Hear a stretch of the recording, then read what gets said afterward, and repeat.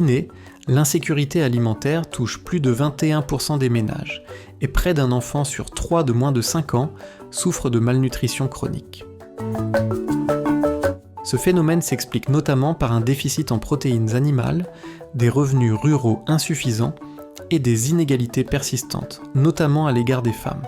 Les régions de la Haute et Moyenne Guinée, bien qu'enclavées et vulnérables aux aléas climatiques, disposent d'un fort potentiel piscicole grâce à leurs nombreux cours d'eau. Dans ce contexte, la pisciculture représente une solution durable. Elle permet de renforcer la sécurité alimentaire, de diversifier les sources de revenus, de créer des opportunités pour les jeunes et de promouvoir l'autonomisation des femmes. C'est pour répondre à ces défis que le projet d'appui au développement de l'aquaculture en Haute et Moyenne Guinée a été lancé. Initié par le gouvernement guinéen, avec le soutien de la Russie, du Japon et du PNUD, ce projet vise à transformer durablement les moyens de subsistance dans ces régions à fort potentiel. L'activité de pisciculture était essentiellement orientée en guide forestier.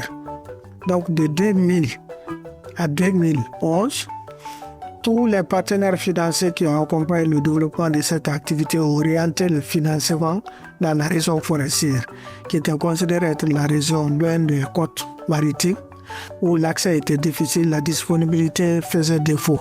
C'est à partir de 2011, ayant constaté que la production de la pêche continentale avait chuté suite aux effets du changement climatique et que la production de la pêche maritime qui permettait à ces régions, notamment la Haute-Guinée et la Guinée maritime, d'accéder aux poissons, était aussi une production un peu compromise. Et c'est de là que le gouvernement a constaté qu'il y a temps de faire vraiment de ces régions aussi un potentiel de développement. Et c'est à partir de ça que le PADA a été initié et qui a été cofinancé par le Japon pour la partie Haute-Guinée et la Fédération de la Russie pour la Moyenne-Guinée.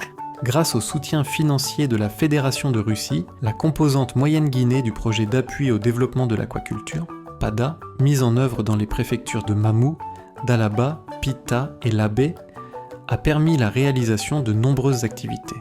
Nous parlons de ce projet qui était mis en main, mais avec deux composantes.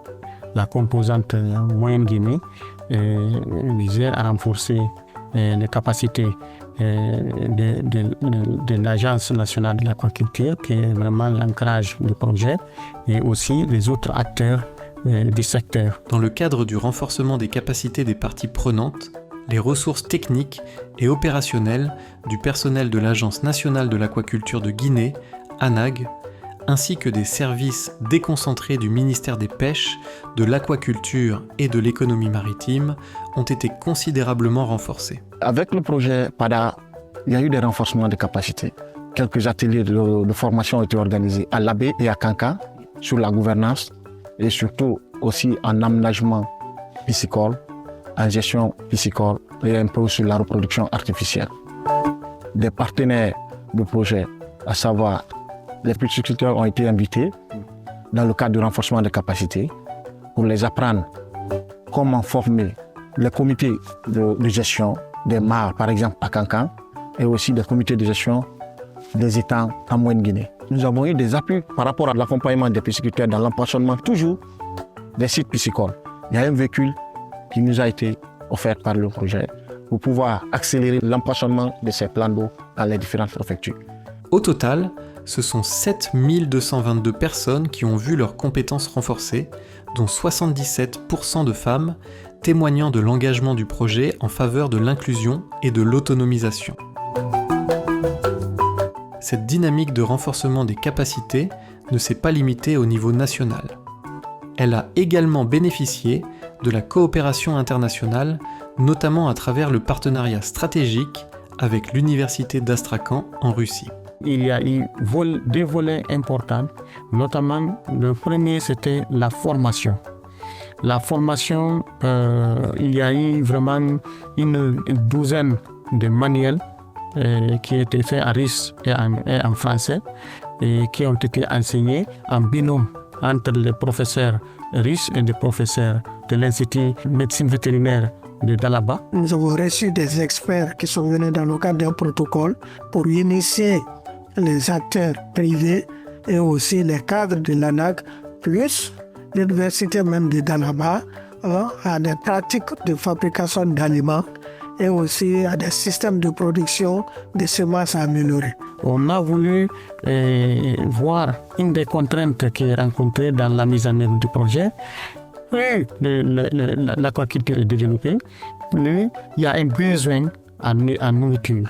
Alors, les experts en accord avec l'ANAG l'Institut de Dalaba, nous sommes mis ensemble avec le PNUD pour travailler afin que nous ayons des formules alimentaires. Donc il y a eu 5 formules alimentaires qui sont produites et il est question maintenant de chercher à dupliquer cela. En Moyenne-Guinée, l'identification et l'aménagement des sites piscicoles ont commencé par une étude de faisabilité menée par un consultant national sous la supervision de l'ANAC. L'objectif était de repérer les zones les plus favorables à la pratique de la pisciculture. Grâce à cette démarche méthodique et à une étroite concertation avec les acteurs locaux, les sites sélectionnés pour la mise en œuvre du projet ont été aménagés ou réhabilités. Le site de Mifurire, il est prévu de mettre 3 bassins captés sur la retenue de la rivière en amont. Les bénéficiaires de ce site sont les groupements maraîchers qui sont dans le périmètre de 3 hectares de l'Ifurire ici. Nous déplaçons de temps en temps des spécialistes pour venir faire des cours. Si nous avons des étangs piscicoles sur place, les travaux pratiques seront faits immédiatement ici sur place, in situ. Et les étudiants apprendront des techniques de production des poissons sur place au lieu de les amener comme on le fait à Mamou ou ailleurs pour des travaux pratiques. Au total, 18 sites piscicoles ont été aménagés ou réhabilités dans les 4 préfectures de la Moyenne-Guinée. Lors de la phase d'empoisonnement, des espèces de poissons spécifiquement adaptées aux conditions environnementales locales ont été introduites. Les étangs sont empoisonnés en mètres carrés, tandis que les bassins sont empoisonnés en mètres cubes. Il est à retenir que des bassins ont été empoisonnés seulement en silure, en Clarias garopinus et en Heterobranchus longiphilis. Aussi, des étangs et les mares qui ont été aménagés en Haute et Moyenne-Guinée ont été empoisonnés en 3 espèces, y compris l'Heterotis niloticus, l'Orochromis niloticus et les Clarias garopinus ou les Heterobranchus longiphilis. Ici se regroupent des femmes qui réalisent des activités agricoles et en même temps de la pisciculture. Le gouvernement guinéen, à travers son partenaire, le Programme des Nations Unies pour le développement, a initié un projet d'accompagnement de ces différentes femmes. Dans un premier temps, il y a eu la réalisation d'un forage et l'addition d'eau pour pouvoir alimenter 3 bassins piscicoles. Et il y a eu 700 alevins qui ont été mis à l'eau et ça portait fruit. Nous sommes au 5e mois, 5-6e mois aujourd'hui et la reproduction a déjà commencé et nous sommes à plus de 2000 alevins aujourd'hui reproduits. En 2021, un projet du nom de PAGA, accompagné par PNUD, est venu faire ces bassins piscicoles. C'est à travers ces bassins piscicoles que l'Agence de l'aquaculture de Guinée a envoyé des cadres pour la gestion générale de ces centres, gérés et après opérationnalisés. C'est à l'issue de ça, il y a eu l'empoisonnement, la reproduction, et aujourd'hui, il y a la reproduction artificielle qui est en cours. En même temps aussi la reproduction induite dans les étangs piscicoles. Ces étangs jouent également un rôle pédagogique en servant de cadre pratique de formation pour les étudiants en aquaculture et les jeunes professionnels du secteur. Comme vous le voyez, il y a des stagiaires qui sont là, d'autres sont des étudiants qui sont sur leur terme de mémoire et il y a des entrepreneurs même qui viennent pour suivre des formations en pisciculture. Je suis là pour tester un aliment dont le nom grec sur la performance zootechnique des éleveurs de tilapia en utilisant 2 fréquences. Le bassin là, 2 fois par jour, de l'autre côté 3 fois par jour, pour voir dans les 2 fréquences quelle est la fréquence qui est adéquate pour les éleveurs de reproduction myotitis. Je suis là à la station piscicole de Toulouse-Bafin pour traiter mon thème intitulé La pratique de la reproduction induite du Clarias caryopinus en l'état. Avant, lorsque je faisais la première année, j'ai commencé de faire le stage ici. Mais en ce moment, je n'ai pas pu faire beaucoup d'activités parce que ça manquait beaucoup. Donc, vu que maintenant, a beaucoup amélioré le site, maintenant, j'ai pu maintenant de faire la pratique de la reproduction ici. Le projet a permis de produire plus de 31 tonnes de poissons et de renforcer le rôle des femmes qui représentent jusqu'à 90% des comités de gestion.